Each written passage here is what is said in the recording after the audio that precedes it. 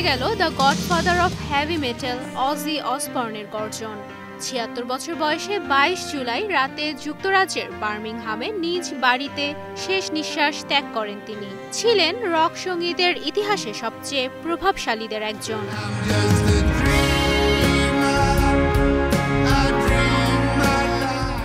১৯৬৮ সালে guitarist Tony ইয়োমি, বেসিস্ট geyser Butler ও ড্রামার বিল ওয়ার্ডের সঙ্গে গড়ে তোলেন ব্যান্ড ব্ল্যাক সাবাথ।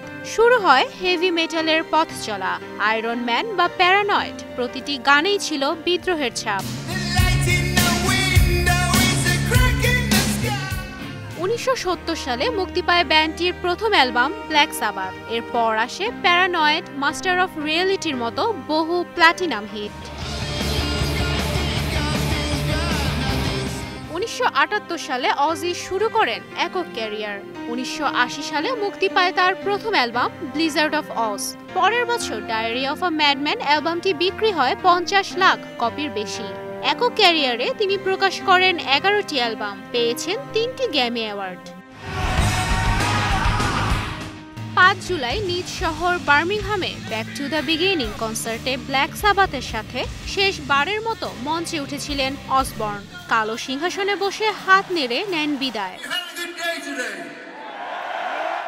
কয়েক বছর ধরেই অজি ভুগছিলেন নানা শারীরিক জটিলতায়। তার পার্কিনসন রোগটি ধরা পড়ে ২০১৯ সালে। মৃত্যুর খবরে শোক প্রকাশ করেন Ronnie Wood, Metallica, Sammy Hagar, Brian May, Elton John, Billy Joe সহ আরও অনেকেই। Tubaishi Bushra, Star news.